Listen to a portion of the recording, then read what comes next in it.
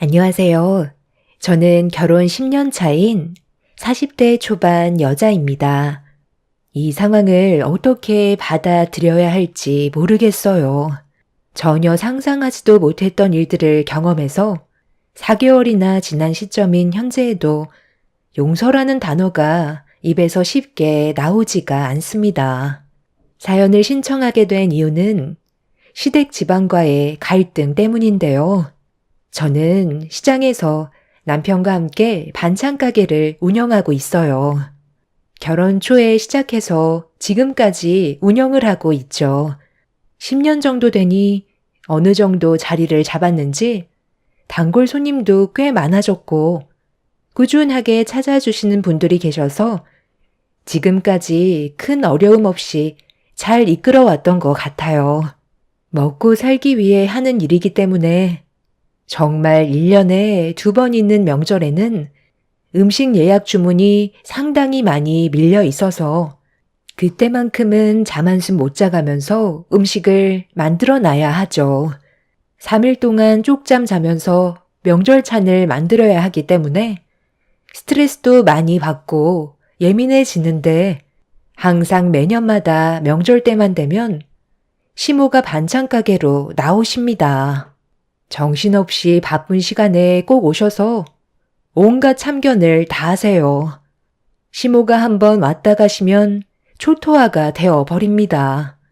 예약되어 있는 음식들을 함부로 해집거나 그냥 가져가실 때가 종종 있으셔서 이 문제로 시모와 한바탕 한 적도 몇 번 있었는데 남편의 어머니라서 참고 살아올 수밖에 없었습니다.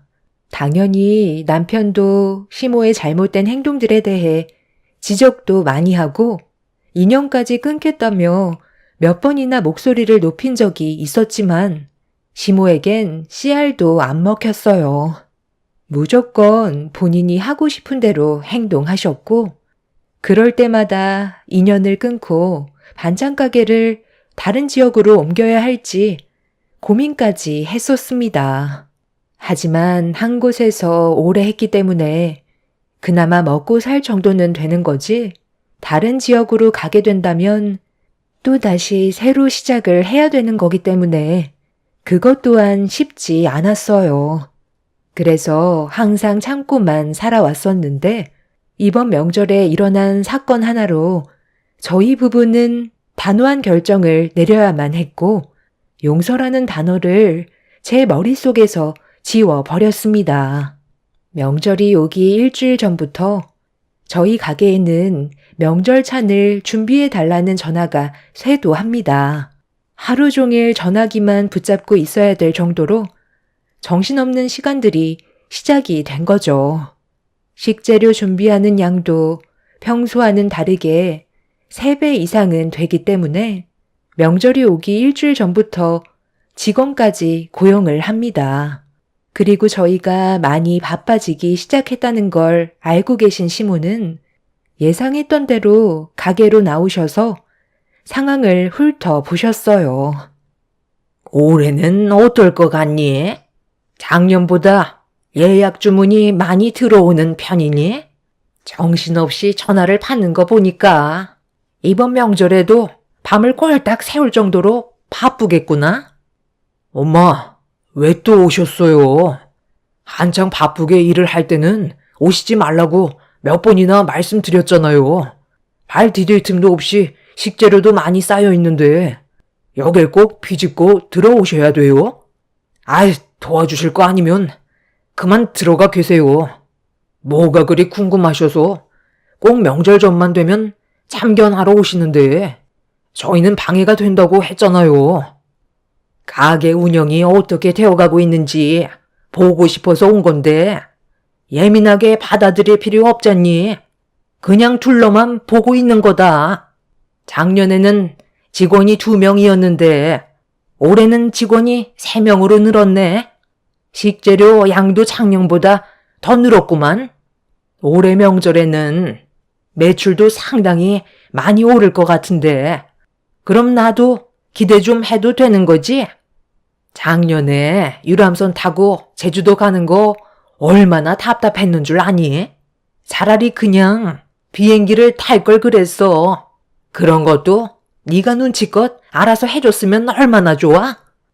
이번 명절 끝나면 해외여행이나 좀 가볼까 하는데 그러려면 예약 전화 한 통도 놓치지 않고 전부 다 받아야 되겠다.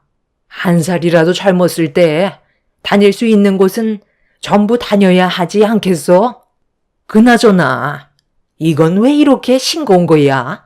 시금치 무침은 간간하게 해야 맛있지. 너는 10년이나 반찬 가게 했으면서 아직까지도 간을 못 맞추니? 어머님, 왜 남이 주문한 반찬을 손으로 드세요? 어머님 때문에 다시 만들어야 하잖아요. 지금 정신없어 죽겠는데 왜 상황을 더 힘들게 만드시는 거예요? 우리 집이 요 앞이니까 오다 가다 너희 가게가 보이는 걸 내가 어떻게 모른 척하고 지나칠 수가 있니? 매년 얼마나 주문이 많은지 궁금한 건 이 집안의 어른으로서 당연한 거 아니야? 그리고 반찬에 사정이 어디 있어? 그냥 맛만 좋으면 되는 거지. 이거 액젓 조금이랑 간장 좀 추가하면 딱이겠구만. 그리고 나 손 깨끗하다. 한 개 집어먹었다고 다시 만들 필요가 뭐가 있니? 어차피 그 사람들이 이걸 어떻게 만들었는지 알지도 못하는데 그냥 갖다 줘라. 어머님, 이 반찬 주문하신 분이 위암으로 고생하고 계셔서 간을 자극적이지 않게 싱겁게 해달라고 하셔서 만들어 놓은 거예요. 조금 있다가 가지러 오신다고 했다고요. 내가 손으로 집어먹은 거 어차피 모를 거 아니야. 그냥 주면 되지 별것도 아닌 거 가지고 왜 열을 올리고 그러니? 어차피 그 사람들은 모르잖아. 이거 그냥 가져가시고 그만 돌아가세요. 그리고 왜 저희한테 여행을 보내달라고 하세요? 작년에 하도 못 채셔서 보내드렸으면 됐잖아요. 그리고 제주도행 유람선도 어머님이 타시겠다고 하도 억지 부리셔서 그렇게 해드린 거잖아요. 해외여행은 저희보다 돈 많이 버는 형님한테 보내달라고 하세요. 모이기만 하면 형님이랑 저를 비교하시면서 저한테는 온갖 상처 다 주셨잖아요. 지금까지 참고 있는 것도 이 사람 때문이지 마음 같아서는 어머님이랑 인연 끊고 속 편하게 살고 싶다고요. 이번에도 어김없이 명절 전에 가게로 들어오신 시모는 또다시 멋대로 행동하셨어요. 평소에는 가게에 오시지도 않으면서 꼭 명절 전에 한창 바쁠 때 일부러 저희를 더 힘들게 하려고 오시는데 그때마다 분노가 하늘을 찔렀었죠. 그날도 어김없이 시모의 생각 없는 행동들이 얼굴을 붉히게 만들었고 가게 일이 진행이 되지 않자 예약 전화를 받고 있던 남편은 더 이상 참지 못하고 시모를 가게 밖으로 내쳐 버렸어요. 그제서야 겨우 가게 안은 안정을 찾을 수 있었고 시모는 밖에서 저희 가게를 노려보시다가 집으로 돌아가셨습니다. 그렇게 정신없이 바쁜 날들을 보내면서 일정에 차질 없이 준비가 끝났고 밤새우면서 만든 명절 찬들은 문제없이 손님들께 배달이 되었습니다. 그렇게 모든 일정이 끝나고 명절 당일 저희 부부도 가고 싶지 않지만 그래도 명절이기 때문에 점심을 함께 먹으려 가족 모두가 한자리에 모였습니다. 그리고 이번 모임이 저희 가족에게 엄청난 충격을 가져오게 만들었어요. 가게에서 밤새워서 만든 명절 음식들을 상의에 전부 올려놓으며 상차림을 준비하고 있는데 며칠 전에 남편이 시모를 가게에서 내쳤을 때 기분이 많이 상하셨는지 얼굴 표정이 굳어 있으셨어요. 저희도 웬만하면 그냥 넘어가려 했지만 매년 명절 때마다 그러시니 참는 것도 한계가 있어서 좋지 않은 모습을 보여드릴 수밖에 없었던 건데 시모는 그런 저희를 좋게 바라봐 주지 않으셨습니다. 시모와 저는 주방에서 서로 아무 말도 하지 않고 침묵을 유지한 채 점심 식사를 준비하고 있었어요. 그리고 그 사이 형님 내외도 도착을 했고 형님도 주방에서 같이 일손을 도왔죠. 시모는 항상 저와 형님을 비교하셨는데 그날도 어김없이 제가 옆에 있는데 비교를 하시면서 상황을 불편하게 만드셨습니다. 하루 이틀 있는 일도 아니라서 시모의 말을 신경 쓰지 않고 제 할 일만 했어요. 그렇게 모든 준비가 끝이 나고 가족 모두가 식탁에 둘러앉아 식사를 하기 시작했는데 형님의 한마디에 순간적인 정적이 흘렀고 분위기가 이상하게 흘러갔어요. 그런데 내가 잘 먹는 코다리 조림이 오늘은 없는 건가? 매년 상위에 올라가던 음식이 오늘은 안 보이는데 깜빡 잊고 꺼내지 않은 거야? 아, 그게요. 이번 명절에는 코다리 조림을 만들 시간이 없었어요. 주문하신 분들도 없어서 아예 생각도 하지 못했거든요. 올해에는 전을 주문한 비중이 많았어요. 그래도 명절찬이 43가지나 되니 아쉽더라도 이번에는 이해 좀 해주세요. 너무 정신이 없어서 깜빡 잊고 준비를 하지 못했어요. 돌아오는 명절에는 형님이 좋아하는 코다리 조림 잊지 않고 준비해 놓을게요. 형님, 식사 안 하시게요? 왜 자리에서 일어나세요? 원하는 음식이 없어서 그래요? 맨날 먹는 것도 아니고 그래도 명절 때 한 번 먹는 건데 정작 내 입맛에 맞는 음식은 하나도 없네. 잔이 43개면 뭐해? 내가 원하는 건 없잖아. 너는 어떻게 된 게 매년마다 준비해야 되는 코다리 조림을 까먹을 수가 있는 거니? 그거 하나 준비 못해서 분위기를 이렇게 만들어야 되겠어? 아니, 무슨 말을 그렇게 하세요?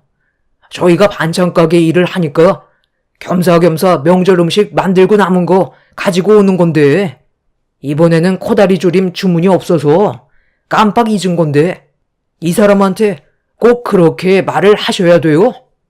형수님, 아무리 원하는 반찬이 없다 해도 아버지도 숟가락도 들지 않으셨는데 먼저 일어나는 건 좀 아니지 않아요? 없으면 없는 대로 그냥 먹으면 되는 거 아니에요? 막말로 매년 만들어 놓은 음식 젓가락만 올리면서 그 나이에 반찬 투정하는 건 좀 그렇지 않나요? 자주 얼굴 보는 것도 아니고 어쩌다가 얼굴 보는 거 분위기 좋게 식사할 수 있는 자리를 왜 안 좋은 분위기를 만들어 가는지 모르겠네요. 야, 너 지금 형수한테 그게 무슨 말버릇이야?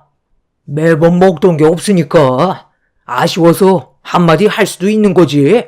가만히라도 있으면 얼굴 붉힐 일도 없는데 꼭 그렇게 한마디 거들어야 되겠냐? 오래간만에 왔는데 밥 한 숟갈 뜨기도 전에 기분만 잡쳐버렸네. 가짓수가 많으면 뭐해? 먹을 게 하나도 없는데? 저희 그냥 나가서 먹고 들어올게요. 어차피 이런 분위기 속에서 밥 먹어봤자 제약이밖에 더 하겠어요? 먼저 일어날 테니 식사들 마저 하세요. 코다리 조림 하나 하는 게 어려운 것도 아닌데 머리가 나쁜 건지 눈치가 없는 건지 큰 며느리가 먹고 싶다는데 상의에 없으면 당장 가게 가서 만들어 오든지 하면 될 거 아니야? 어려운 것도 아닌데 그거 움직이는 게 그렇게 힘드니? 머리가 그렇게 나쁘니까 동네 가게에서 반찬이나 만들고 있지? 큰 며느리 봐봐라. 워낙 머리가 뛰어나니까 석자 교수 위치까지 올라가 있잖냐?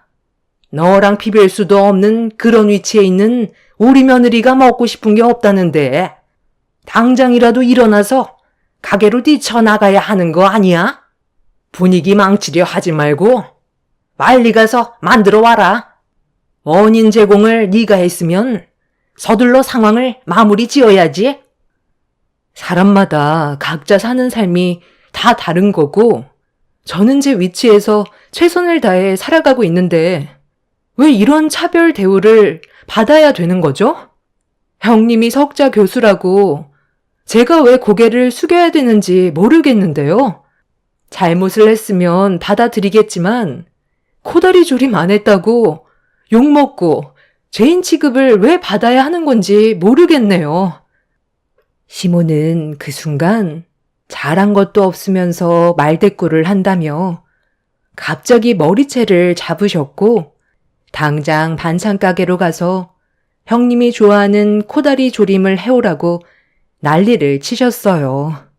시모의 돌발 행동으로 인해 집안 분위기는 급격하게 안 좋아졌고 남편이 시모와 저를 분리시켜 겨우 떨어질 수 있었습니다. 시모 나름대로 그동안 저에게 상당히 많은 불만들이 쌓이셨는지 험한 말을 거침없이 뱉으셨고 그 모습에 정말 정떨어져 버린 저희 부부는 인연을 끊기로 결심을 하게 되었습니다.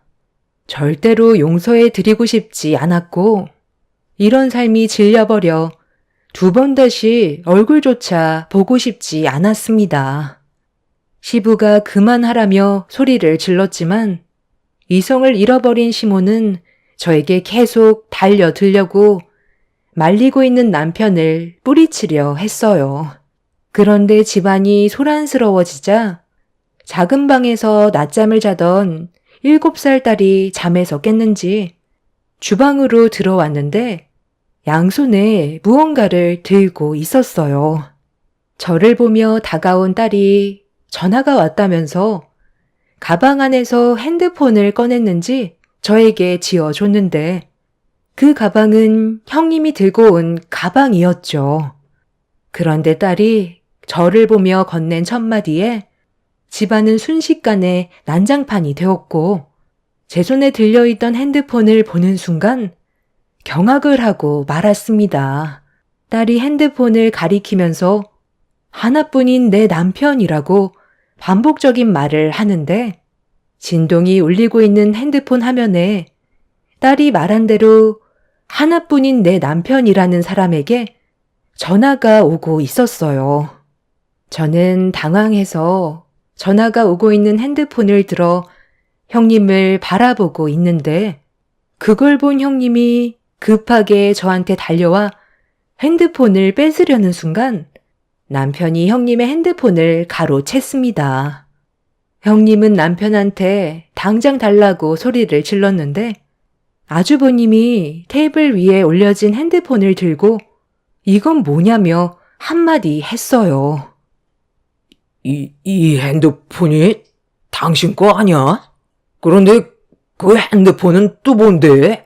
내가 직접 확인을 해봐야 할 것 같은데. 이리 좀 가지고 와봐. 이건 누가 봐도 이중생활 같지? 아니, 무슨 이중생활이야. 그거 핸드폰 내 친구 거야. 저번에 카페에서 잠깐 만났었는데 걔가 핸드폰을 놓고 가는 바람에 내가 잠깐 가지고 있었던 거라고. 아, 그래?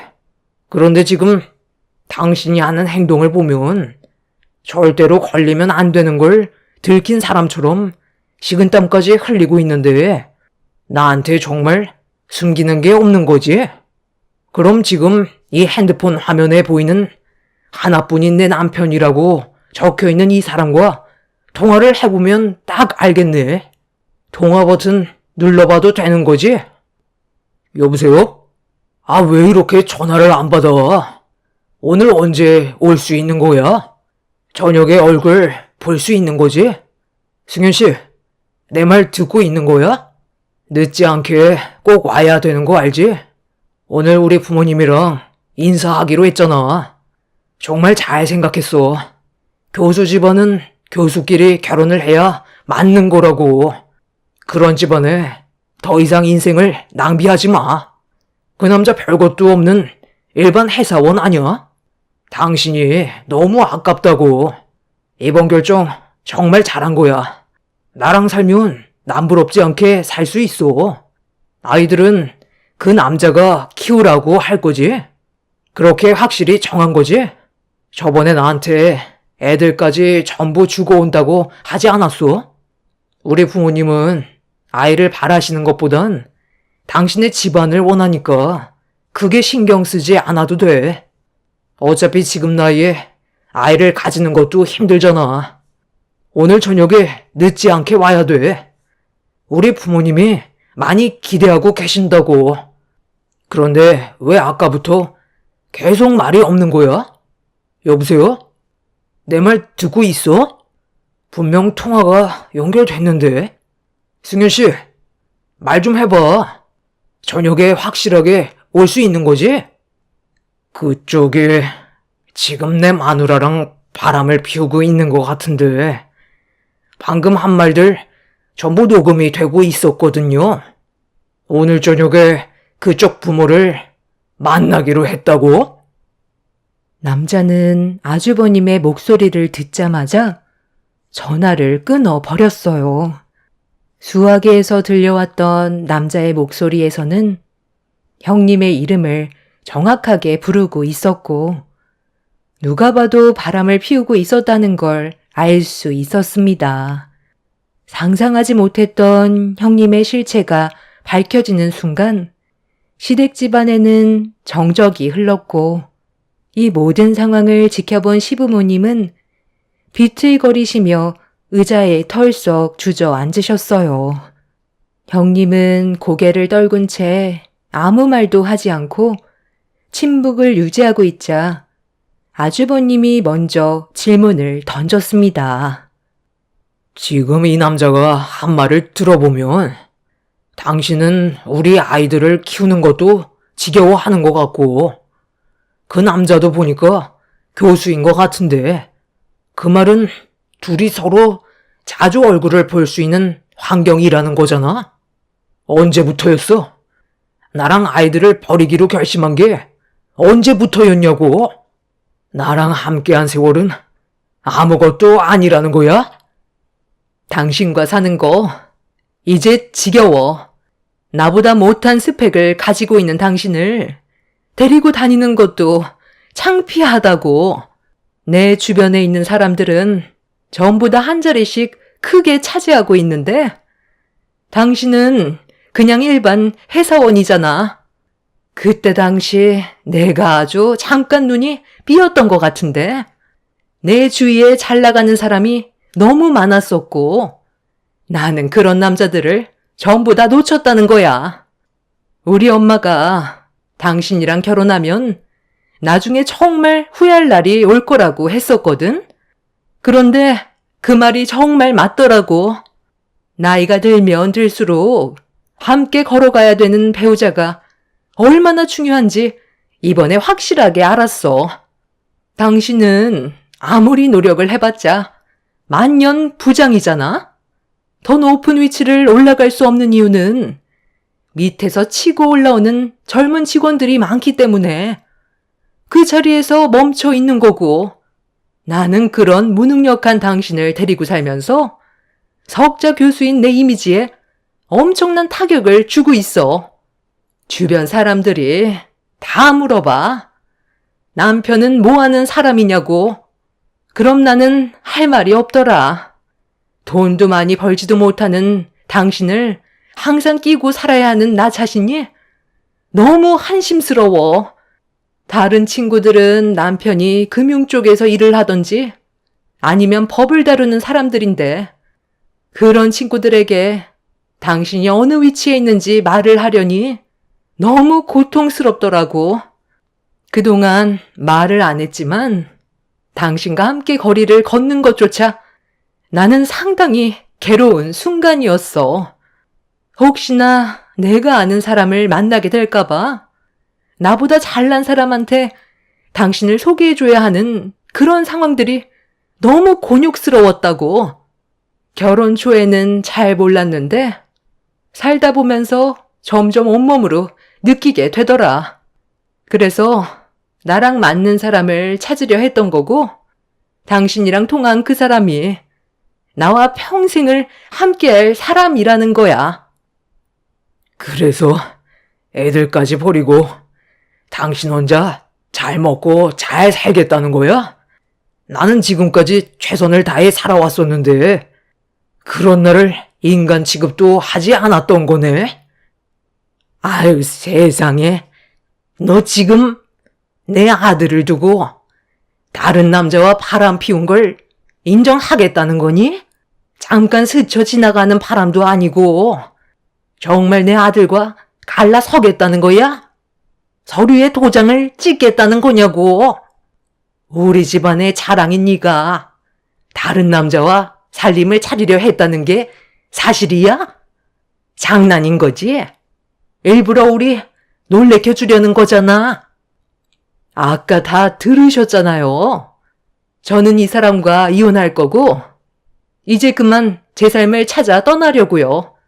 그러니 더는 그만 물어보세요. 생각보다 일찍 말을 하게 됐지만 이런 식으로 밝힐 생각은 없었거든요. 그냥 조용히 이혼하고 싶었는데 일이 이렇게 됐으니 어쩌겠어요. 이왕 터진 거 하루라도 빨리 정리하는 게 좋을 것 같네요. 시모는 형님의 말이 끝나는 순간 멱살을 잡은 뒤 바닥으로 내팽개 쳤어요. 그리고 머리채를 잡으면서 어떻게 그럴 수 있냐고 난리를 치셨죠. 시모의 형님을 아무도 말리지 않았고 아주버님은 형님의 단호한 결정에 결국 주저앉아 버리고 말았습니다. 결국 형님은 시모를 뿌리친 뒤 시댁을 뛰쳐나갔고 이 문제로 집안은 난장판이 되었고 둘은 끝내 이혼 소송으로 남이 되었습니다. 형님은 자기가 원하는 삶을 살기 위해 친자 포기각서에 서명까지 하면서 미련 없이 등을 돌려버렸어요. 아이들이 눈물을 흘리고 상처를 받든 말든 상관하지를 않았었죠. 아주버님도 그 일이 있고 난 이후 정상적인 삶을 살아가지 못했습니다. 시모도 그동안 믿고 의지하던 형님이 떠나게 되니 예전처럼 기세등등하던 모습은 어디로 갔는지 상당히 조용히 지내셨어요. 정말 어이가 없었던 건 형님이 떠나게 되자 저희를 막대하던 시모가 완전 딴 사람이 되어 버렸습니다. 저희 가게에 찾아와 원하지도 않았는데 청소까지 해주면서 안 하시던 행동을 하셨어요. 하지만 저희는 그런 시모를 매몰차게 가게 밖으로 내쳐 버렸습니다. 형님과 아주버님 일 때문에 정신이 없었지만 시모가 저에게 했던 행동들은 제 기억 속에 아주 선명하게 남아 있었거든요. 그리고 머리채 잡았던 것도 잊을 수가 없었기 때문에 절대로 시모를 받아주지 않았었죠. 내가 지금 의지할 데가 어디 있겠니? 갈 곳도 없는데 계속 나를 밀어내기만 할 거니? 앞으로 정말 잘한다니까. 전에 있었던 일들은 내가 미안하게 생각한다. 이미 늦었다는 생각은 안 해보셨어요?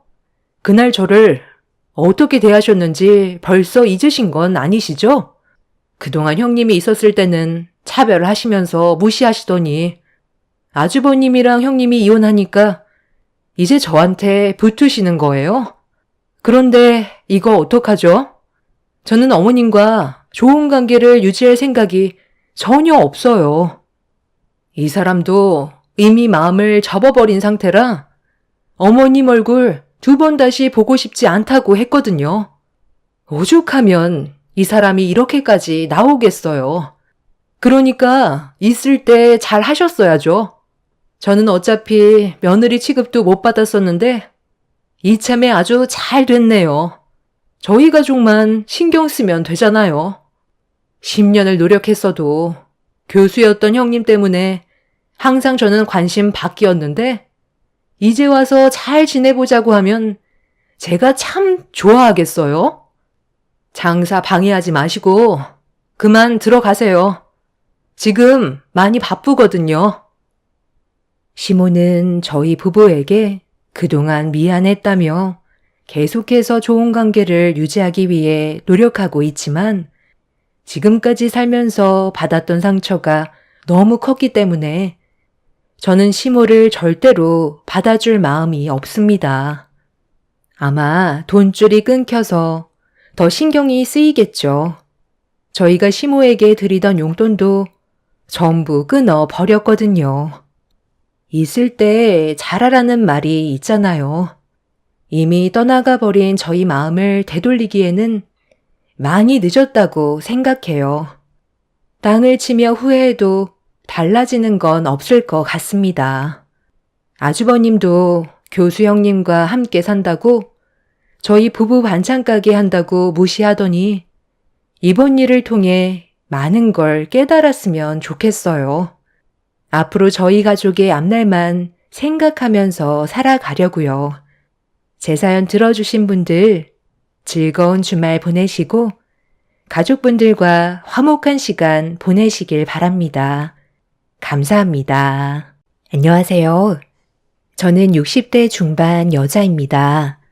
하나뿐인 외동딸을 사위에게 보낸 지 1년이 지난 시점부터 기별도 없어 맘먹고 사돈집을 찾아갔었는데 대문 앞에서 보였던 제 딸의 모습을 보게 된 순간 가슴이 철렁 내려앉아 그 자리에서 주저앉고 말았습니다. 그리고 저는 그 사람들을 도저히 용서할 수가 없어 처절한 응징을 시작하게 되었죠. 지금 현재 법적으로 처벌을 내리기 위한 준비를 하고 있는 중입니다. 1년 전에 제 딸이 결혼하고 싶다는 남자를 소개해 준 적이 있었어요. 적지 않은 나이에 그래도 좋은 남자를 만났다는 거에 감사할 뿐이었죠. 사위는 제 딸에게 정말 잘했었고 어른을 공경할 줄 아는 그런 사람이었어요. 다른 거 다 필요 없고 제 딸만 잘 챙겨주길 간절히 바랐었죠. 사위가 경제적으로 많이 부족했었지만 저희 집안이 어느 정도 뒤에서 지원해 줄 정도는 됐었기 때문에 사위 하나 보고 제 딸을 보냈었어요. 사돈댁도 잘 챙겨주는지 자주는 아니더라도 가끔 볼 때면 그늘진 모습이 아니라 밝은 얼굴을 하고 있어서 저 또한 마음이 놓였었고 그만큼 저도 사위에게 더 잘해주려고 신경을 많이 써줬었죠. 그렇게 큰 문제 없이 지내던 어느 날 주말에 제 딸과 사위가 저희 집에 놀러와서 점심 식사를 한 적이 있었어요.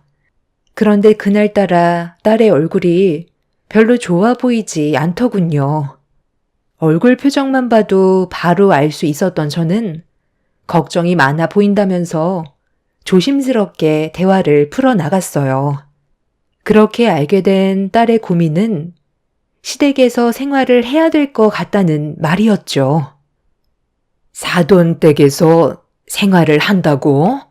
아니 멀쩡한 집 놔두고 왜 사돈댁에서 지낸다는 거야? 김서방, 갑자기 이게 무슨 말인가? 무슨 이유 때문인지 설명해 줄 수 있겠나? 아, 그게요.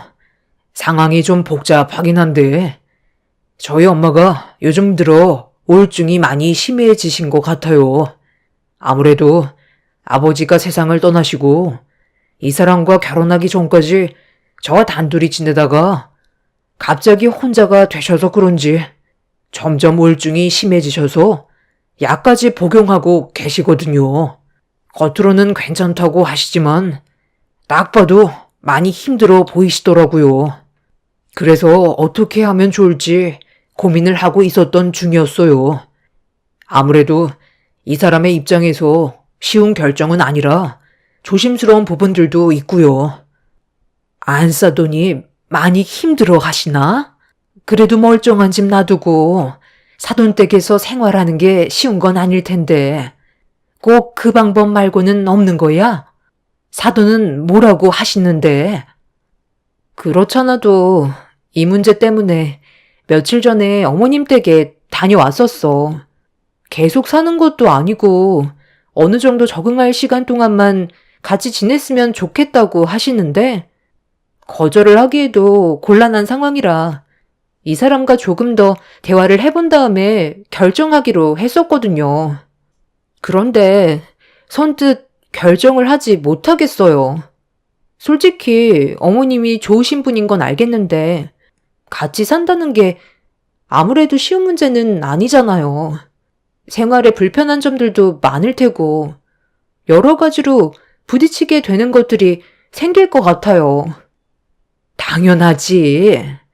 서로 다른 환경에서 살아왔는데 한 지붕 아래에서 같이 사는 게 얼마나 힘든 문제인데 오히려 더 크게 역효과가 올 수도 있다.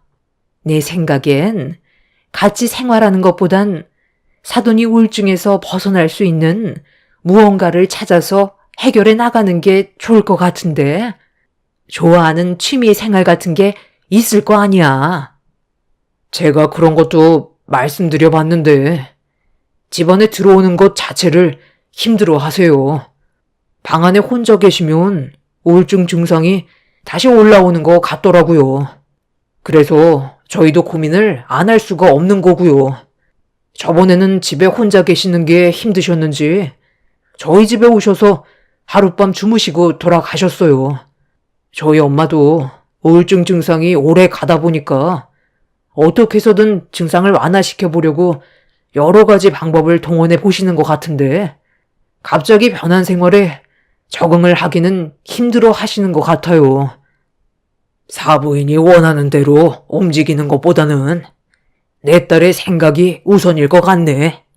자네는 상관없을지도 모르겠지만 우리 딸은 사부인을 어려워할 테고 눈치를 안 볼 수도 없는 상황이기 때문에 한 공간에서 지내는 건 심각하게 생각해 보는 게 좋을 것 같은데 내 주위에서도 이런 문제로 결국 이혼까지 가게 되는 걸 상당히 많이 봤거든. 그러니 정말 진지하게 생각해 보는 게 좋을 것 같네. 일로 불화가 생기는 것보다는 사부인이 우울하고 힘들어도 같이 사는 건 나는 반댈세. 남편도 같이 사는 거에 대해서는 부정적인 생각을 가지고 있었어요. 저 또한 겉으로는 표현을 많이 안 했지만 제 딸이 사돈댁에 들어가 시집살이 하는 건 보고 싶지 않았습니다. 그렇게 한참 동안 대화를 이어나갔지만 쉽게 해결이 될 수 있는 문제가 아니었기 때문에 좀 더 시간이 필요해 보였었죠.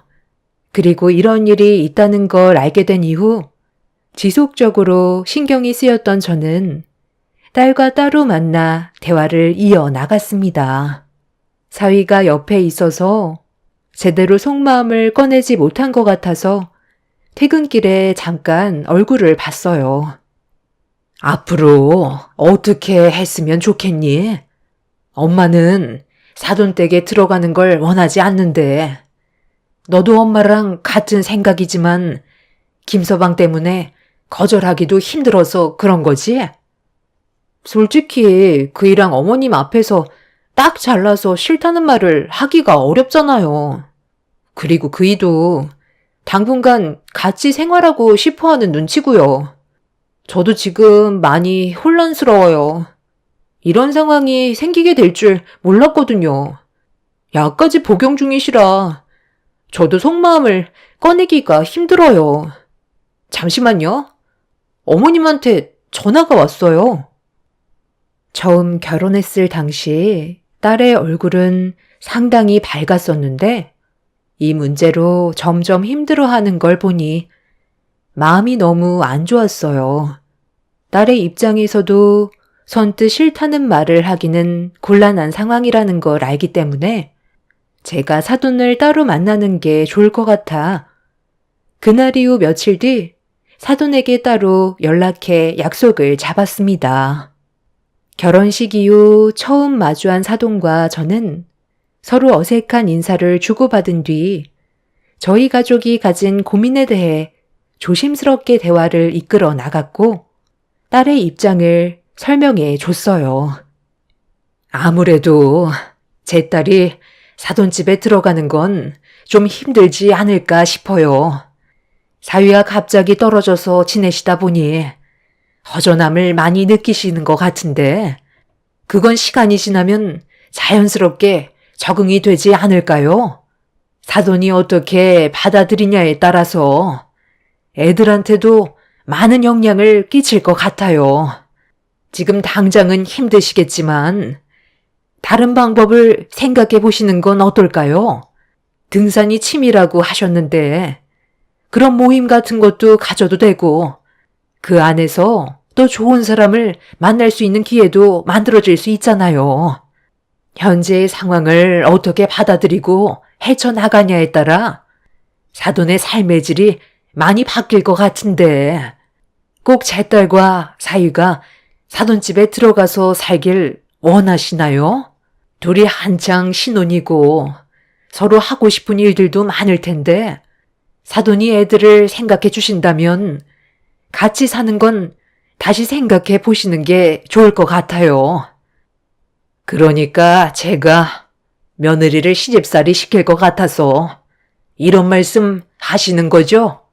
저는 뭐 쉽게 얘기한 것 같아요.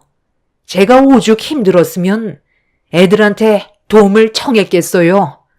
저도 살고 싶어서 그랬습니다. 사돈이 말한 대로 며느리가 불편해 할 수도 있다는 거 잘 알아요.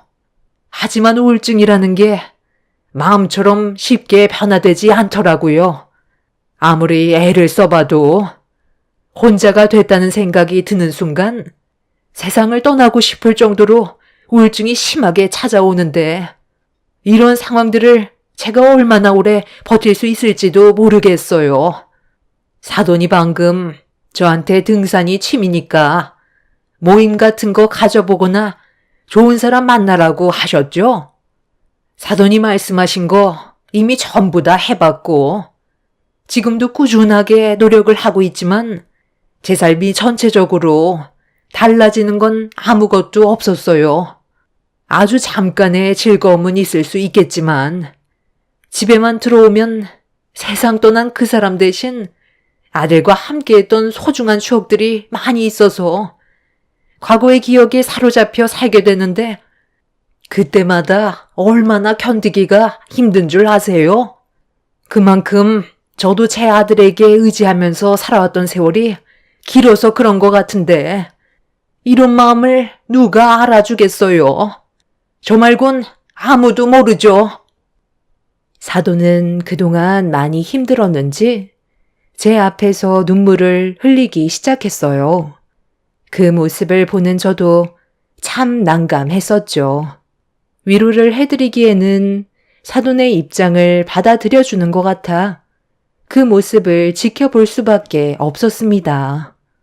한두 살 먹은 나이도 아닌데 제 앞에서 눈물까지 보이는 모습이 그동안 사돈 혼자 마음고생이 심했었다는 건 어느 정도는 알 수 있었지만 제 딸이 사돈댁에 들어가 사는 건 좋은 선택은 아니었기 때문에 앞에서 눈물을 보이는 사돈을 보면서 말을 아낄 수밖에 없었어요. 그날 저는 제 딸이 사돈댁에 들어가 사는 건 아닌 것 같다는 의사를 확실하게 표현한 뒤에 먼저 자리에서 일어나게 되었습니다. 그런데 저와 사돈이 헤어지고 난 몇 시간 뒤에 충격적인 일이 벌어지고 말았어요. 사돈이 응급실에 실려갔다는 소식을 듣게 되었고 입원한 병원을 가보니 사돈은 이 세상과의 작별을 하기 위한 선택을 했다는 걸 듣게 되었어요. 혼수 상태에 빠진 사돈을 보고 있으니 그제서야 우울증이 얼마나 위험한 병인지 알 수 있었고 제가 너무 단호하게 말을 한 것 같아 죄송스러운 마음이 들었어요. 왜 이런 상황까지 왔는지 아무도 모르고 있던 가족들에게 저는 솔직하게 모든 걸 털어놨습니다. 몇 시간 전에 사돈과 만났었고 여러 상황들을 봤을 때 서로에게 상처만 되는 일들이라 같이 사는 건 반대한다고 말했었는데 그게 사돈에게 상처로 돌아온 것 같다며 사위와 제 딸에게 설명을 해줬어요. 사위는 어쩔 수 없는 상황이었다면서 눈물을 훔쳤고 딸도 걱정이 많아 보이는 얼굴을 하고 있었죠. 그렇게 한참의 시간이 지난 뒤에야 눈을 뜬 사돈은 자신이 살아있다는 거에 원망을 하면서 괴로움의 눈물을 흘리고 있었어요. 그냥 세상 떠나게 놔두지. 왜 나를 살리겠다고 병원까지 데려온 거야? 어차피 혼자인 거 일찍 그 사람 뒤를 따라가려 했는데 내 계획이 전부 틀어졌잖아. 엄마가 평소와 다른 모습이었는데 어떻게 못 본 척을 할 수가 있겠어요? 우울증이 심해서 조금이라도 엄마한테 변화가 느껴진다면 조심하라고 했었다고요. 그런데 이런 일이 생기기 전에 저한테 사랑한다고 그동안 미안했다는 문자를 보내시면 걱정되는 건 당연한 거라고요. 의사가 조금만 늦었어도 과다출혈로 세상을 떠났을지도 모른다고 하셨어요. 다시는 이런 행동하지 마세요. 그리고 장모님, 저 아무래도 안 되겠어요. 정말 고민 많이 해봤는데 이렇게까지 하면서 따로 지내야 될 의미가 있나 싶어요. 제 두 눈으로 엄마가 세상 떠나실 뻔한 걸 목격했는데 어떻게 지금 상황에서도 모른 척을 할 수가 있겠어요. 저를 낳아주신 분이고 아들인 제가 모시는 게 맞는 것 같아요. 어차피 저희 엄마가 손목 수술로 생활 자체가 불편하신데 도움을 받아야 하는 건 당연한 거잖아요. 당신은 어떻게 할 거야? 나는 이미 확고하게 결정을 내렸어. 당신이 싫다고 해도 나는 엄마 옆에 있어줘야 할 것 같아. 더는 엄마가 아파하는 모습을 보고 싶지 않다고. 사위는 괴로워하고 있는 사돈을 보며 눈물을 흘리고 있었어요. 우울증이 심하면 평범한 사람이 상상조차 하지 못한 행동을 저지른다고 듣긴 했었지만 눈앞에서 실제로 보게 되니 저와 남편은 많이 당황스러웠어요. 그렇게 한동안 병원에서 치료를 받고 퇴원을 하게 된 사돈은 사위를 데리고 집으로 돌아갔어요. 그리고 그 뒤를 제 딸이 따라갈 수밖에 없었죠. 저와 남편은 그 모습을 보는데 차마 말릴 수 없었고 앞으로 제발 별일 없기를 간절히 바랄 뿐이었어요. 그렇게 사위와 제 딸은 사돈 댁에서 지내게 되었고 저는 그런 딸이 걱정되는 마음에 수시로 전화하면서 별일은 없었는지 항상 확인을 할 수밖에 없었어요. 그래도 제가 전화하면 사돈이 잘 대해준다는 말을 듣게 되었고 큰 문제는 없는 것 같아 상황을 지켜보면서 두고 보고 있었어요. 그렇게 잘 지내고 있을 거라 믿고 있었는데 어느 날부터인가 딸과의 전화 통화가 쉽지 않더군요. 문자로는 바로바로 대화가 되는데 전화 연결만 하면 받지 않길래 뭔가 느낌이 좋지 않았었죠. 그냥 문자로 잘 지내고 있으니 걱정 말라는 딸의 말을 온전히 믿어야 하는 건지 답답하기만 했었는데 어느 날부터인가 전화도 안 되고 문자를 해도 답장도 오지 않아 뭔가 문제가 생겼다는 걸 직감할 수 있었어요.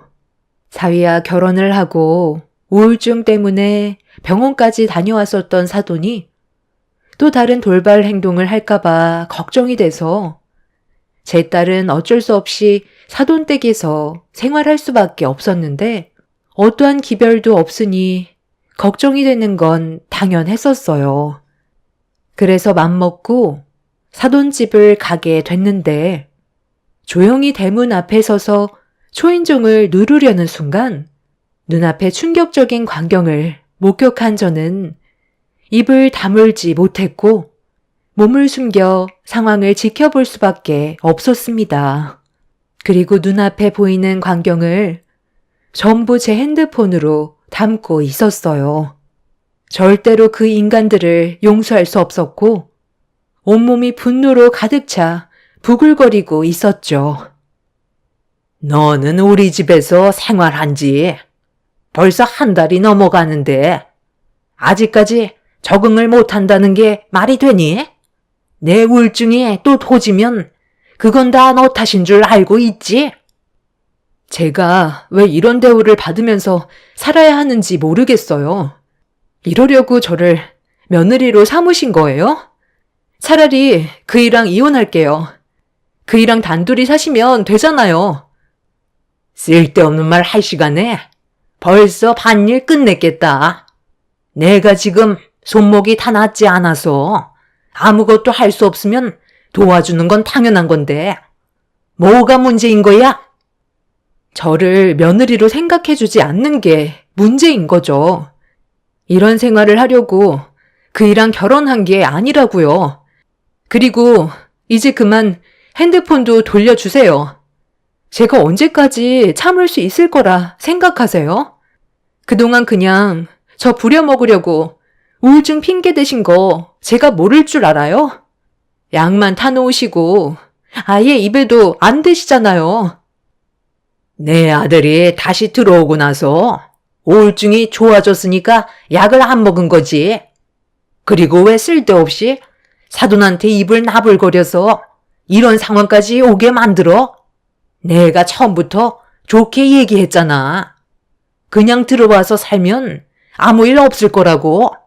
이렇게 일을 크게 만든 건 다 너 탓이다. 사람이 살면서 제일 조심해야 되는 게 바로 그 입이야. 함부로 놀리면 인생이 두 쪽 날 수도 있는 거라고. 그냥 조용히 들어와 살면 얼마나 좋아. 한번 들어왔으면 절대 나갈 수 없으니 그렇게 알아. 그동안 연기하시느라 정말 힘드셨겠어요. 몸이 안 좋다고 저한테 휴직계까지 내라고 해서 저는 그래도 좋은 마음으로 회사의 사정을 얘기한 뒤 3달 동안 무급으로 일을 쉬기까지 했는데 제가 노력하는 건 보려고 하지 않으시고 엄마한테 속마음 얘기했다고 그걸로 일을 이렇게 크게 만드세요? 저 더 이상은 어머니 며느리로 못 지내겠어요. 그만 집으로 돌아갈 거니까 제 핸드폰 당장 돌려주세요. 저희 엄마가 걱정하신다고요. 법적으로 대응했으면 좋겠어요? 너 내가 얼마나 무서운 인간인지 아직 느끼지 못한 것 같은데 한번 며느리로 들어왔으면 끝인 거지. 누구 앞에서 법을 운운하고 있어? 그냥 너는 조용히 시키는 거 하면서 살면 되는 거야. 이혼이 무슨 애들 장난인 줄 알아? 내 손목에 이 상처 우울증 때문에 생긴 건 줄 알아? 나는 한 번 한다면 하는 사람이야. 제 딸과 사돈이 서로 얼굴을 붉히면서 안 좋은 대화를 주고받고 있었어요. 저는 핸드폰으로 모든 영상을 촬영하고 있었는데 사돈의 입에서 충격적인 말을 들을 수 있었고 온몸에 소름이 돋았습니다. 자기 아들과 같이 살려고 절대 해선 안 될 행동을 일부러 저지른 거였어요. 제 딸도 사돈의 말에 충격을 받았는지 돌변한 모습의 사돈을 보며 온몸을 떨고 있는데 더는 안 될 것 같아 대문을 열고 들어가려는 순간 사돈이 제 딸을 뒤에서 머리채를 잡아 강하게 패대기 쳤고 돌담에 걸려 무방비 상태로 넘어진 딸은 그대로 화초밭 돌틈에 머리가 꽂히고 말았습니다. 너무 순식간에 일어나게 된 일이라 저는 비명을 지르면서 미동조차 하지 않는 제 딸을 끌어안은 채 정신을 차리라고 말을 이어나갔어요. 그런 저를 보고 놀란 사돈은 그 자리에서 벗어나기 위해 천천히 뒷걸음질 치더니 어디론가 급하게 도망을 쳤습니다. 일단 쓰러진 딸이 어떤 상태인지 전혀 알지 못하기 때문에 서둘러 119에 도움을 요청했고, 그렇게 응급실로 향하는 모습을 본 뒤 현재의 상황을 남편한테 알렸어요. 그리고 저는 사돈이 도망친 길을 따라 뒤쫓기 시작하면서 경찰서에 도움을 요청했습니다. 제가 생각하는 이상으로 사돈은 정신 상태에 문제가 있어 보여 혹시 모를 일을 대비해 경찰분들의 도움이 있어야 할 것 같았어요. 그렇게 잠시 뒤 경찰들이 도착을 해서 좀 전에 상황을 설명해 준 다음 제가 녹화한 영상을 보여줬습니다. 경찰들은 사돈을 찾기 위해 동네 이곳저곳을 수색하기 시작했고, 이 소식을 듣게 된 사위는 제가 있는 곳으로 허겁지겁 달려왔어요. 저는 사위의 얼굴을 보자마자 뺨에 손을 올려 치면서 이 모든 게 사위 탓이라고 분노를 가라앉히지 못하고 있었죠. 사위는 고개를 떨군 채 저에게 죄송하다며 용서를 구했지만 이미 돌이킬 수 없는 상황까지 오게 된 터라 저는 사돈을 조금도 용서해 줄 마음이 없었습니다. 그렇게 동네 구석구석을 수색한 끝에 사돈이 숨어 있던 곳을 찾을 수 있었어요. 너무 황당한 곳에서 발견이 된 터라 저희는 그 모습을 보고 할 말을 잃어버린 상태였죠. 사위는 그런 사돈에게 소리를 질렀어요. 엄마, 지금 농수로에 숨어서 뭐 하시는 거예요? 당장 나오세요. 도대체 이게 무슨 일이에요? 그동안 저한테 보여줬던 것들이 전부 다 거짓이었어요? 그게 무슨 말이냐? 내가 왜 너한테 거짓말을 해? 나는 지금까지 단 한 번도 거짓으로 살아간 적이 없다. 나는 우리 아들과 같이 살고 싶었을 뿐이야. 그리고 확실하게 해결할 수 있는 방법을 찾아 실행에 옮겼던 것 뿐이라고. 그래서 결국 너랑 내가 같이 지낼 수 있게 됐잖아. 거기에 덤으로 우리 집안일을 해줄 며느리까지 얻었고, 엄마가 단호한 행동을 하지 않았다면 한 지붕 아래에서 같이 살 수 없었어. 엄마는 아무 잘못 없다. 일이 이렇게까지 된 건 며느리 잘못이야. 당장 그 안에서 나오지 못해? 네가 지금 어떤 일을 저질렀는지 알아? 내 딸이 응급실에 실려갔다고. 머리에 큰 상처가 나서 수술실에 들어갔는데 농수로 안에 숨어 있는다고 제가 없어지는 줄 알아? 김서방, 자네 엄마가 지금 무슨 일을 저질렀는지 알아? 자네랑 내 딸이 함께 사는 꼴을 보기 싫어서 우울증이라며 손목에 난 상처까지 전부 다 일부러 그랬던 거라는데 자네는 이 일에 대해 어떻게 생각하나? 이래도 자네 엄마랑 같이 살고 싶은 거야? 사돈은 길게 뻗어있는 농수로 터널 안으로 계속 들어갔어요. 경찰들은 혹시라도 위험한 상황이 생기게 될까봐 최대한 설득시켜서 밖으로 나오게끔 유도하고 있었지만 사돈은 절대로 나올 생각이 없었습니다. 이런 행동들이 본인에게 불리하게 적용이 되는 거고 모든 행동들에 대해서 잘못을 인정하는 거나 다름없는데 사돈은 더욱더 깊숙이 농수로 터널 안으로 들어가고 있었죠.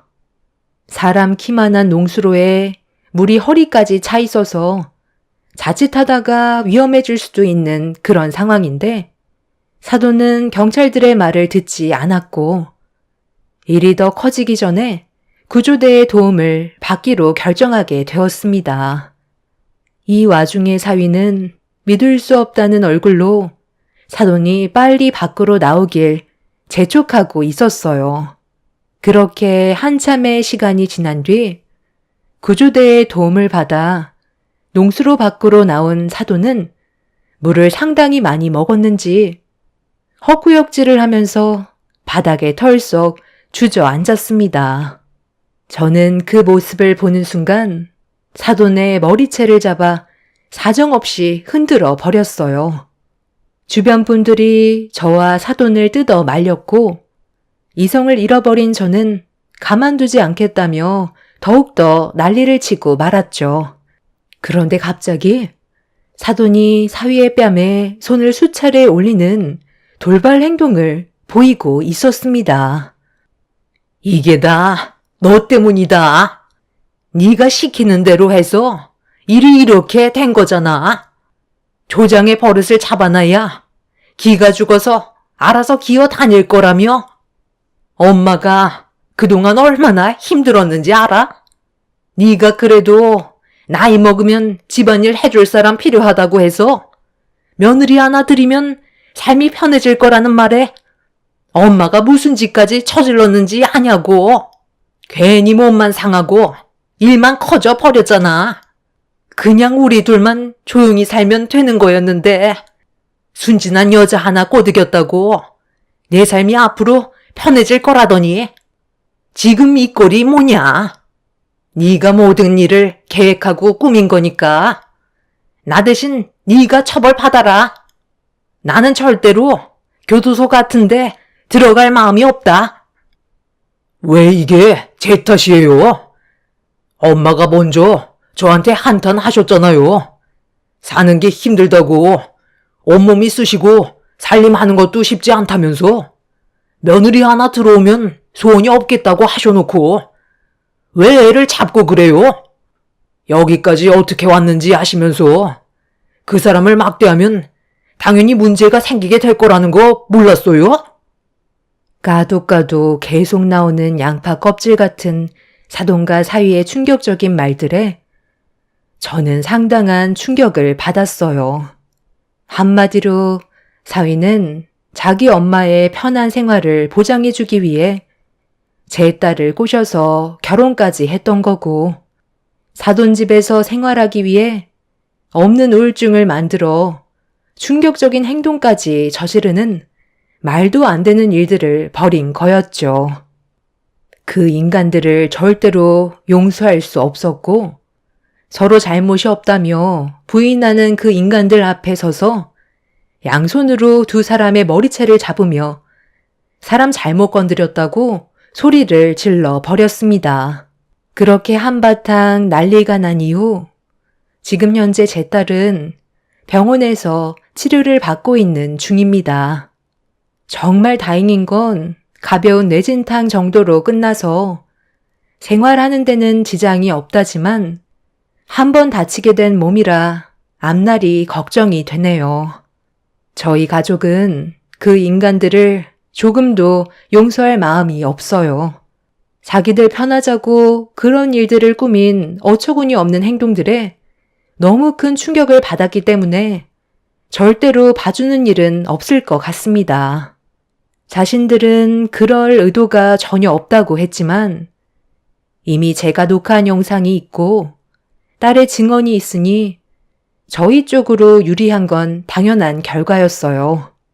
마음 같아서는 두 사람 다 이 세상에서 완전히 사라져버리게 만들고 싶지만 저희 가족이 할 수 있는 게 법적 처벌밖에 없다는 게 안타까울 뿐입니다. 하지만 이렇게 해서라도 그 인간들에게 벌을 내려주기 위해 현재 이름 있는 변호사의 도움을 받아 일을 진행 중에 있습니다. 사람 하나 잘못 만나면 인생이 나락으로 간다더니 저희 가족의 인생이 송두리째 망가져 버릴 뻔 했었죠. 이런 안 좋은 상황 속에서 그놈은 자기 엄마가 구속된 거에 대해 마음이 아팠는지 경찰 조사를 받고 나온 이후 혼자 술을 마시고 만취 상태로 거리를 배회하다가 다리 위에서 떨어졌다는 충격적인 소식을 접할 수 있었습니다. 신경 손상이 심해 평생 장애를 입고 살아가야 한다는 말을 듣게 되었죠. 그리고 저는 이런 상황을 구속된 사돈에게 전부 다 설명했어요. 사돈은 자기 아들의 얼굴을 보고 싶다며 애원하면서 한 번만 용서해달라고 오열을 하길래 한마디 던지고 나왔습니다. 자기가 저지른 죄값에 대해 전부 받고 나와서 자기 아들 얼굴 보라고 했어요.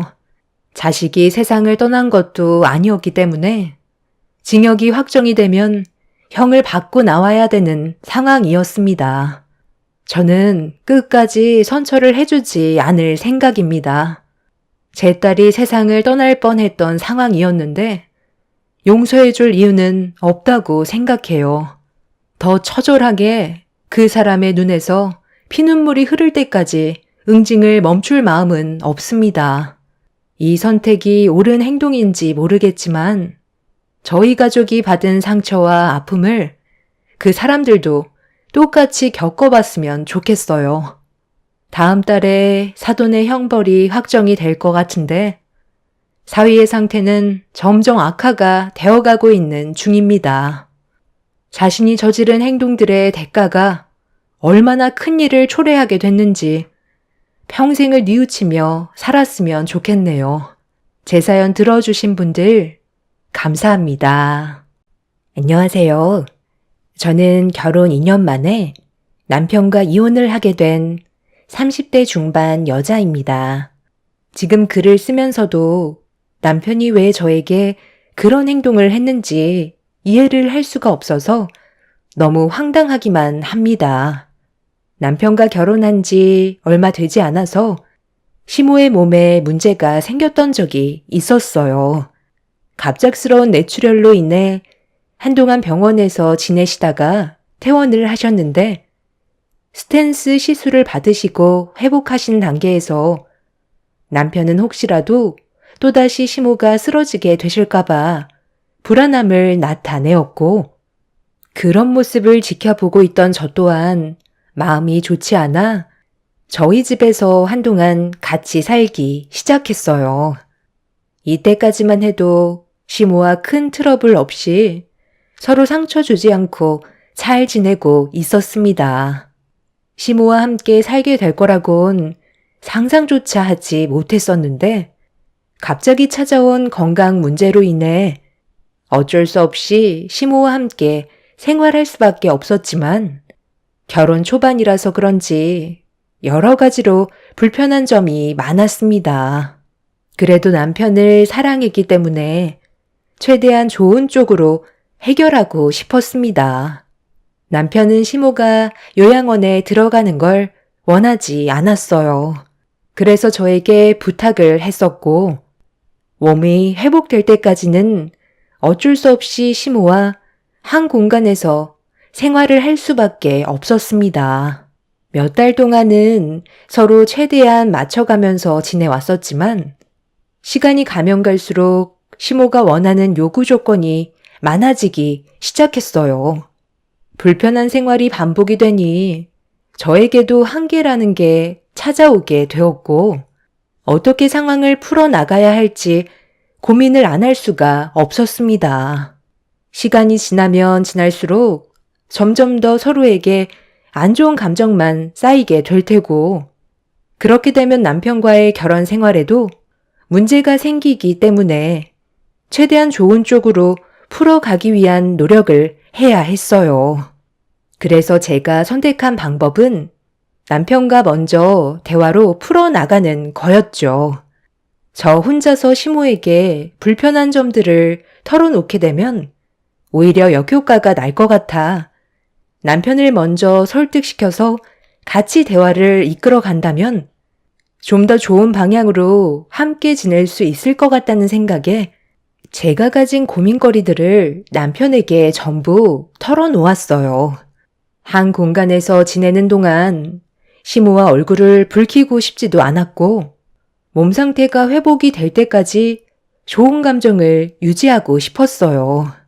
이게 제가 처음 생각한 계획이었는데 예상했던 거와 다르게 남편과 대화를 하면서부터 삐걱거리기 시작했고 저와 다른 생각을 가지고 있는 남편의 말에 많이 당황스러웠습니다. 오히려 저에 대한 불만이 더 많았었죠. 당신이 생각하는 것들, 우리 엄마가 가지고 계신 불만들이야. 함께 지내면서 좀 편하게 지내면 안 돼? 엄마 몸이 안 좋으니까 그럴 수 있는 거지. 몸이 안 좋으시면서 집에 혼자 계시는 동안 하고 싶은 건 다 하시는 거 같던데? 내 말이 무슨 뜻인지 모르는 거야? 나도 퇴근하면 얼마나 지치고 힘든 줄 알아? 어머님이 드신 거 치우시고 어질러 놓으신 건 본인이 알아서 해결해 달라는 건데 매일 깨끗하게 싹 다 치워놓고 정리해 놓아도 그때뿐이잖아. 말로는 알았다고 하시는데 행동은 전혀 달라진 게 없으시잖아. 당신이 나를 도와주지 않아서 잘 모르겠지. 내가 퇴근하고 들어오면 방 안으로 쏙 들어가신 뒤 나오지 않으시는데 그게 왜 그런 줄 알아? 집을 돼지우리처럼 지저분하게 만들어 놓으셔서 그래. 과자를 드셨으면 쓰레기통에 넣으면 되는 거고 냉장고에서 음식을 드셨으면 다시 냉장고에 도로 넣으시면 되는 거지. 여기저기 전부 다 꺼내놓고 바닥에 다 흘리시곤 손가락 하나 까딱하지 않으시잖아. 집에 들어올 때마다 내가 얼마나 경악하는지 알아?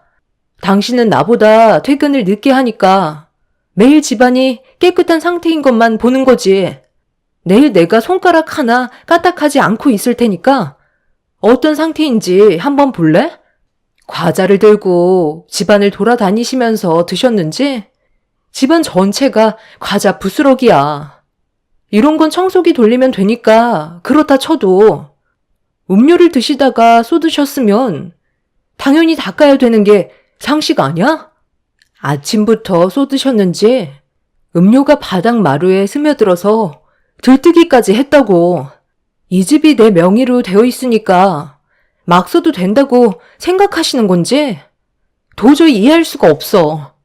내가 어머님 댁에 갔을 때만 해도 집이 상당히 깔끔했었는데 어머님 집이 아니니까 막 사용해도 된다고 생각하시는 것 같아. 하루 이틀도 아니고 계속 이런 문제가 생기니까 당신한테 내가 불편하게 느낀 점에 대해 털어놓은 거고 같이 해결하자는 건데 어떻게 당신은 나를 이상한 사람 보듯 쳐다보고 있어? 이런 걸 내가 이해하길 바라는 거야? 내가 손가락 하나 까딱하지 않을 테니까 당신이 한번 해볼래? 뭘 그 정도 가지고 그래? 그럼 우리 엄마가 집에서 아무것도 건들지 않고 가만히 계시라는 거야? 생활하시다 보면 그럴 수도 있는 거지. 그리고 뇌출혈 수술 받아서 아직까지 몸이 정상이 아니신데 당연히 여러 가지로 문제가 생길 수도 있는 거지. 몸이 온전하셨으면 그런 행동을 하셨겠어? 그냥 좋게 넘어가자. 건강 되찾으시면 다시 집으로 돌아가실 텐데 그때까지 그냥 당신이 좀 이해할 순 없는 거야? 이런 불만을 나한테 털어놓으면 내가 가서 왜 집안을 개판으로 만들어 놓고 생활하시냐고 당신한테 욕을 한 바가지 얻어먹어서 기분이 안 좋다고 뭐라고 해야 당신 마음이 편할 것 같아? 내가 그러길 바라는 거야? 내 말 뜻을 이해하지 못하는 거야? 나 혼자 말씀드리면 기분 나빠하실 수 있으니까 당신이 상황을 좋게 만들어달라고 부탁하는 거잖아.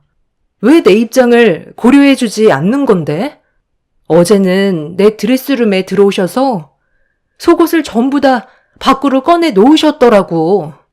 이것저것 착용해 보셨는지 전부 헤집어 놓으셨는데 그것도 아무 말 하지 않고 참고 있었어. 그런데 어제 세탁기에 뭐가 있었는지 알아? 내 속옷이 들어가 있었다고. 어머님이 나 몰래 입으셨다니까. 아무리 몸이 좋지 않으시다곤 하지만 이건 정말 아니지 않아? 내가 도대체 어디까지 이해하고 넘어가야 되는 건데? 이런 문제가 지속되면 같이 지낼 수 없을 것 같아. 당신 속옷이 좋아 보이면 그럴 수도 있는 거지. 가족끼리 뭐가 문제가 된다는 거야? 당신 원래 속이 좁은 여자였어? 나는 모든 걸 다 이해해 줄 거라 생각했는데 그게 아니었나 보네. 이런 대화 나누는 것 자체가 당신이랑 나와의 관계에 금이 갈 수 있다는 거 몰라? 이 집이 당신 거라고 더 그러는 것 같은데 이건 아니지 않아? 남편과는 조금도 대화가 통하지 않았어요. 오히려 저를 더 이상한 사람 취급하면서 이해할 수 없다는 표정으로 바라보고 있었죠. 제가 잘못한 게 있으면 충분히 받아들이겠는데 몇 번을 다시 생각해봐도 저는 잘못한 게 없었습니다. 시모의 생각 없는 행동들로 인해 부부관계에 문제가 생겼고 제가 받은 상처와 서운한 감정은 쉽게 풀리지 않고 있었죠. 남편은 저와 나눴던 대화를 조금도 거르지 않고 시모에게 그대로 옮겨서 일러 바치듯이 얘기했어요. 생각이 있으면 최대한 좋게 해결 볼 수 있게 해야 되는 건데 제가 가지고 있던 불만을 하나도 빠짐없이 그대로 전달해 주었죠. 결국 시모는 기분이 상하셨는지 저를 부르셨어요. 내가 몸이 안 좋아서 너희 집에서 지내는 건데 그게 그렇게 마음에 안 들었니? 몸이 좀 불편하다 보면 지우지 못할 수도 있는 거고 속옷도 여유분이 없다 보니까 몇 개 좀 사용한 것뿐인데 그게 그렇게 싫었던 거야? 다시 세탁기에 돌리면 되는 건데 내가 더럽게 느껴졌었나 봐. 너희 집에 지내는 것도 눈치 보이는데 이런 취급 받으면서 살 바엔 차라리 세상 떠나는 게 속 편하지. 강서가, 엄마, 더는 살고 싶지 않다. 그냥 너희 아빠 따라가는 게 좋았을 뻔했어. 아유, 엄마, 무슨 말을 그렇게 하세요? 엄마까지 세상 떠나면 앞으로 저는 어떻게 살아가라고요? 이상한 생각 절대 하지 마세요. 이게 다 당신 때문이잖아. 그냥 좀 좋게 봐주면 되는 거지. 꼭 그런 식으로 말을 해야 됐어? 우리 엄마가 상처 받았잖아. 빨리 사과드리지 못해? 우리 엄마 어떻게 되면 책임질 거야? 됐다. 그만해라. 며느리가 무슨 잘못이 있겠니? 이게 다 내가 부족해서 벌어진 일인걸. 조금이라도 여유가 있었다면 이런 취급받으며 살아왔겠니? 남편과 시모를 바라보고 있는데 정말 어이가 없었습니다.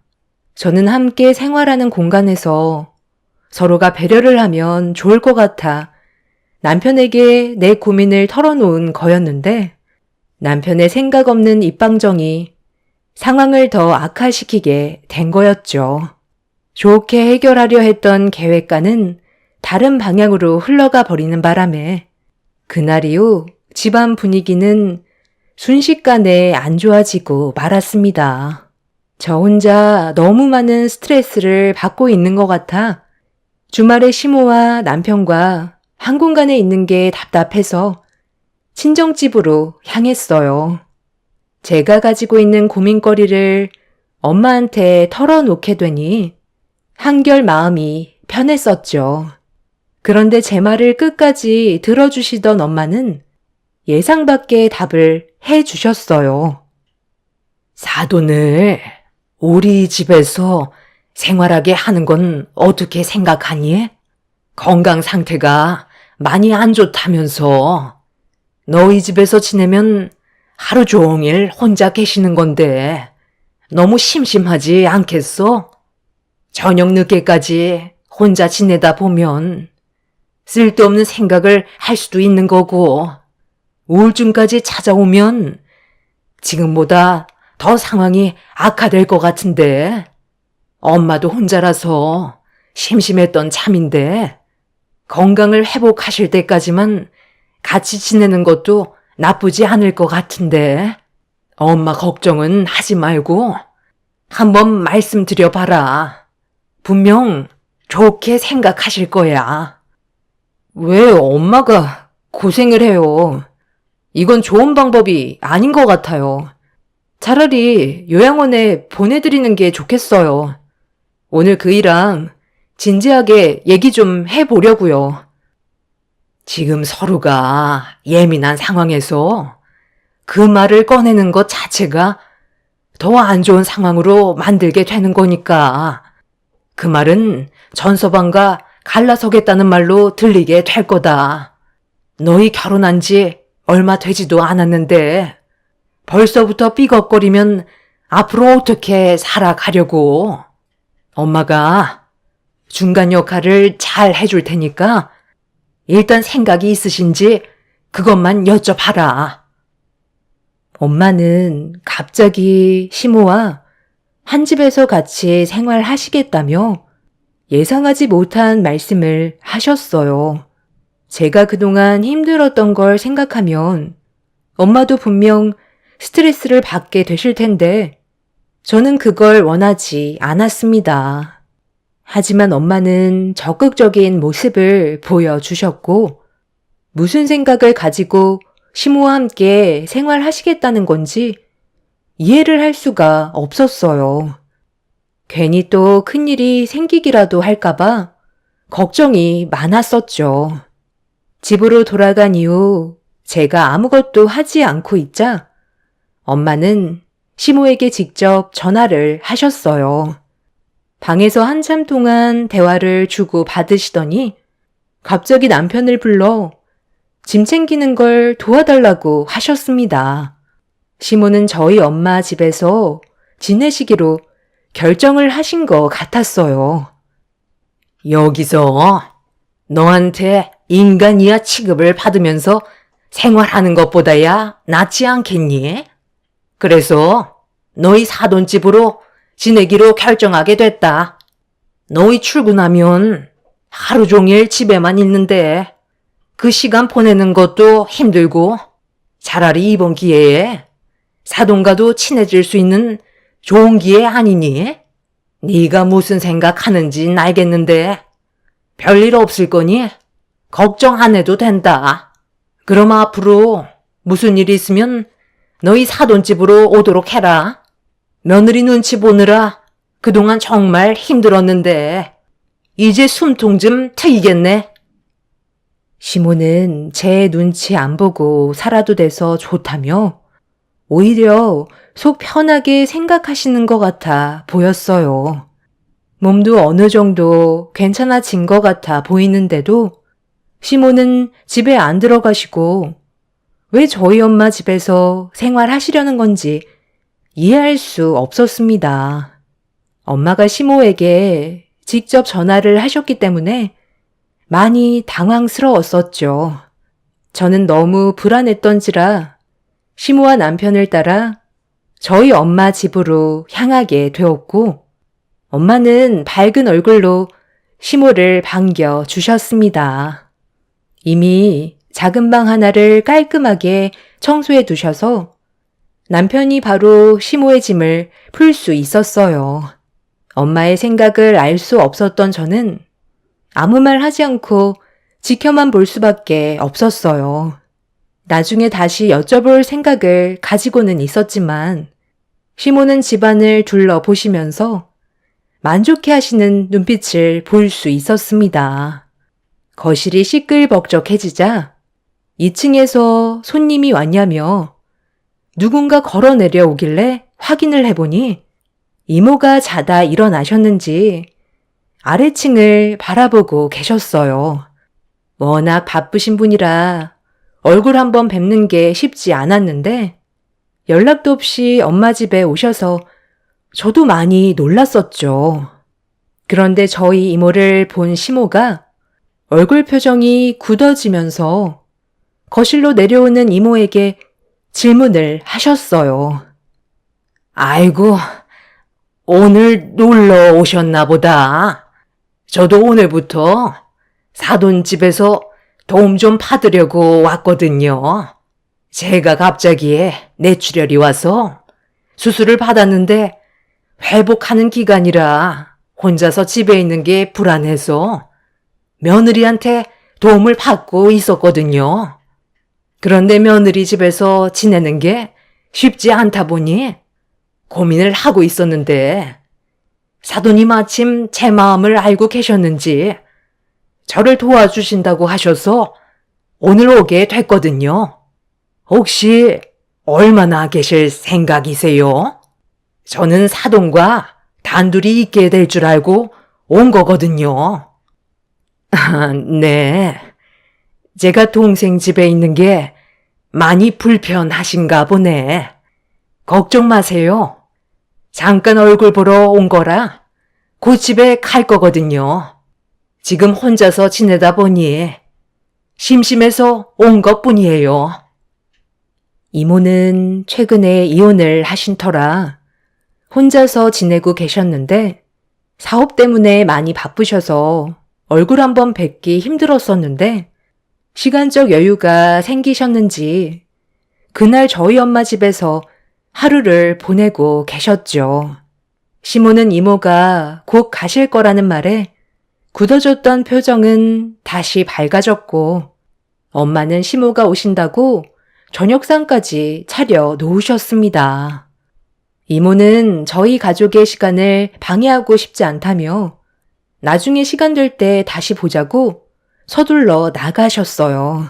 워낙 바쁘신 분이시라 전화가 끊임없이 울리고 있었죠. 시모는 주방에 차려진 음식들을 보고 입을 다물지 못하셨어요. 저희 집에 계실 때와는 전혀 다른 음식들로 준비가 되어 있어서 상당히 만족해하고 계셨죠. 아이요, 사돈 집에서 지내기로 결정했던 게 정말 잘한 선택이었네요. 앞으로 이런 음식들로 대접받을 수 있는 거잖아요. 그동안 혼자 지내는 게 너무 외롭고 힘들었었는데 앞으로 그냥 사돈 집에서 눌러 앉을까 봐요. 이런 음식 매일 먹으면 몸도 금방 좋아지겠네.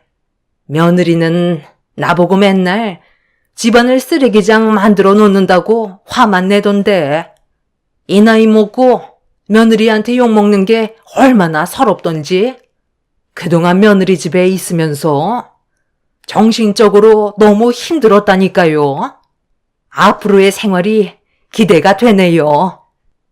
네, 준비한 것도 없는데 맛있게 드세요. 하루빨리 건강을 되찾으셨으면 좋겠네요.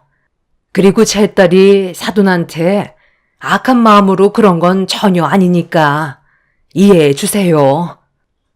장모님, 이 사람이 그동안 저희 엄마한테 얼마나 눈치를 줬었는데요. 저한테 쉬지 않고 불만을 털어놓는데 기분이 정말 안 좋았었다니까요.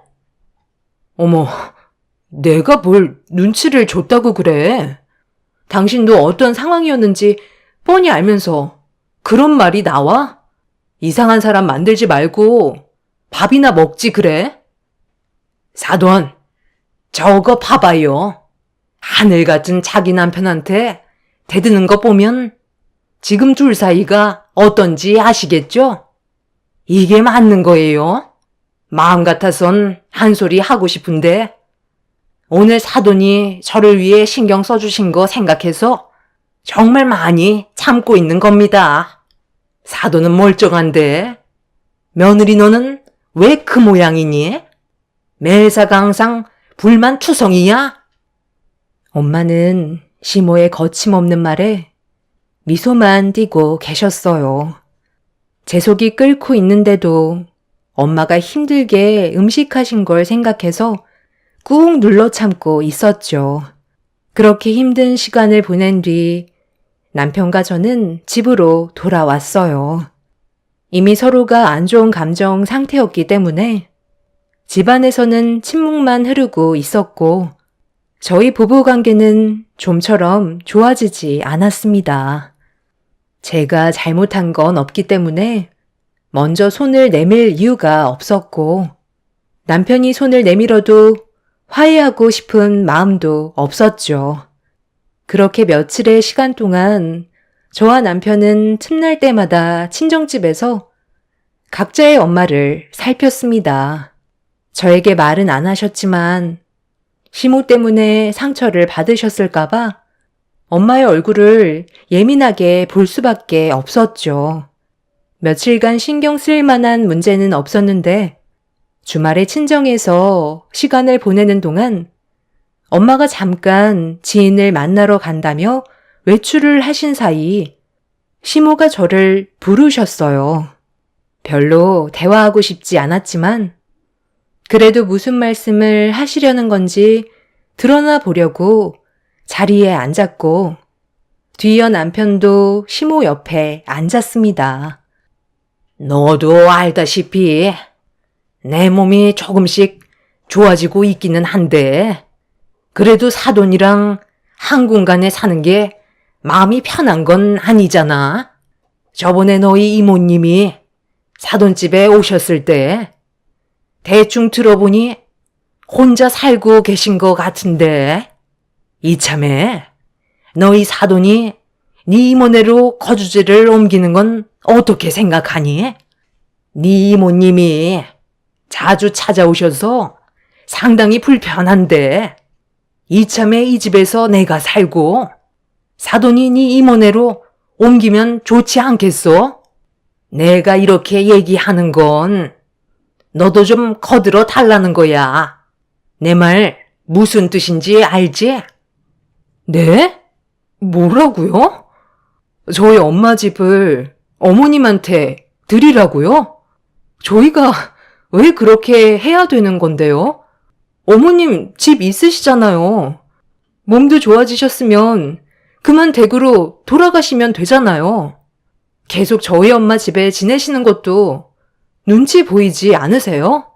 하루 이틀도 아니고 벌써 몇 달이나 시간이 흘렀는데 저희 엄마가 말은 안 하시지만 상당히 힘드실 거라고요. 방금 하신 말씀은 못 들은 걸로 할 테니까 이제 그만 댁으로 돌아가 주세요.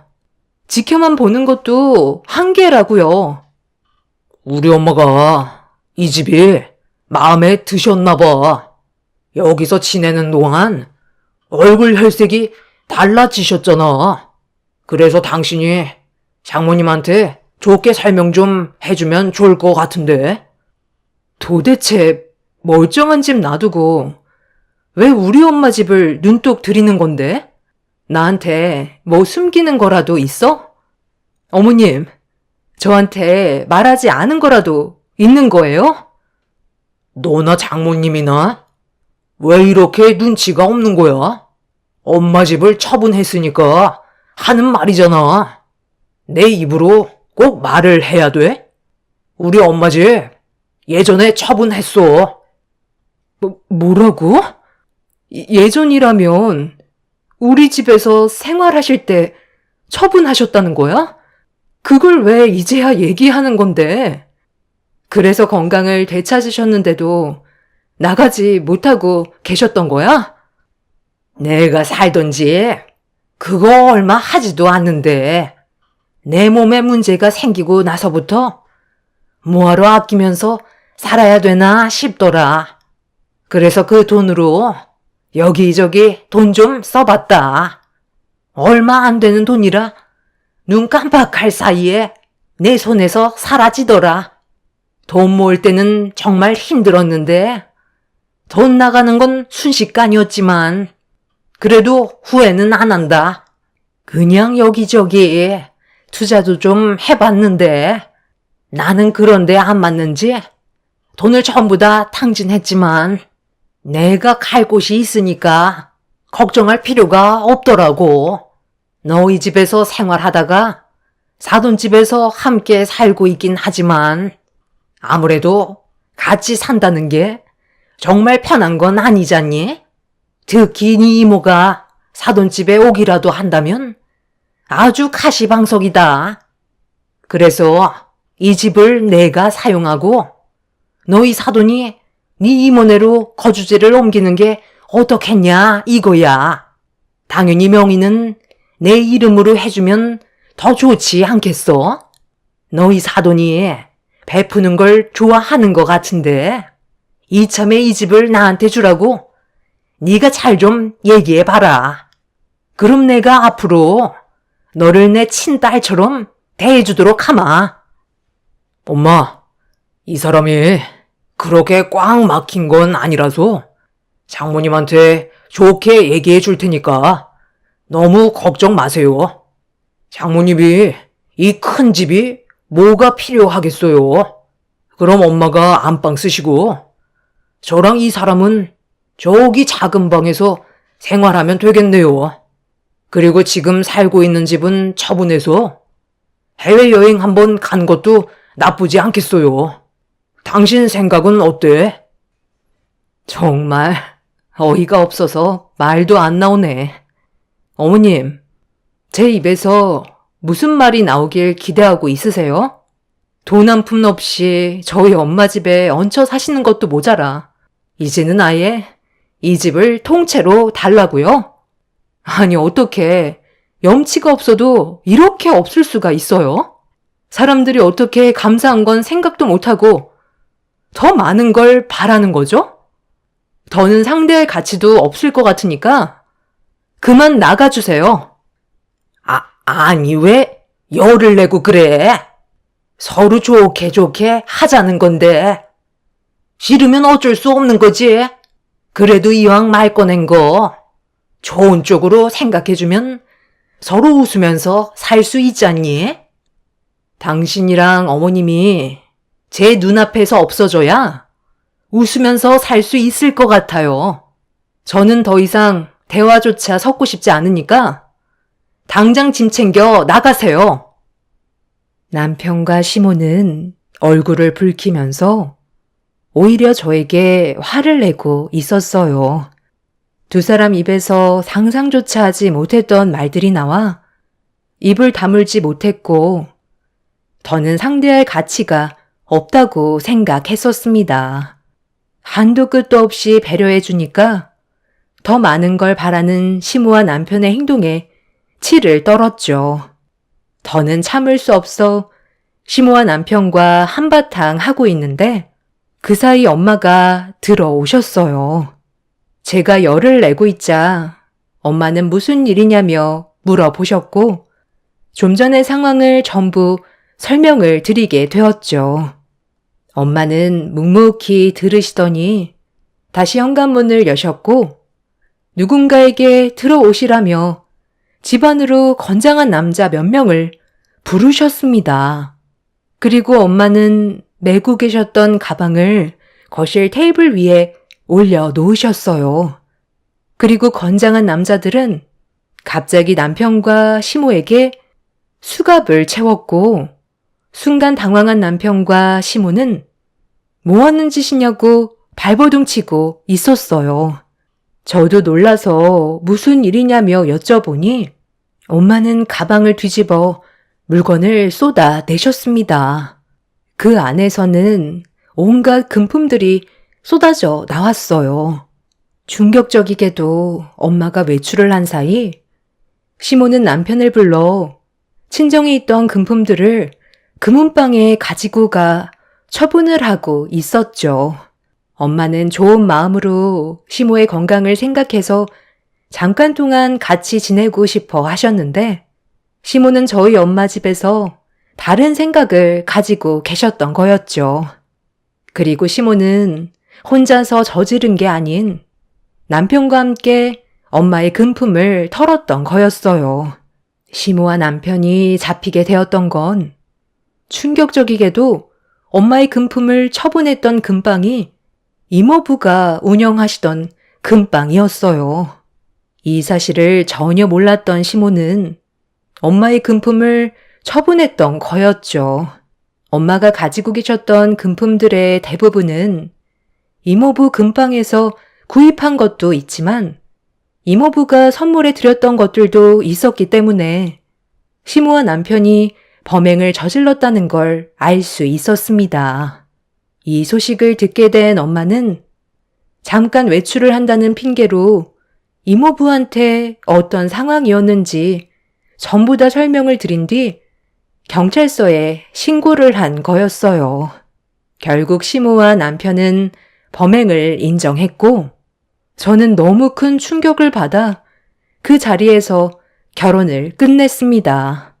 벌이가 얼마 되지 않던 남편과 돈 한 푼 없던 시모는 들키게 될 거라곤 생각하지 못했는지 금품을 처분한 돈으로 주식에 투자하려는 계획을 가지고 있었어요.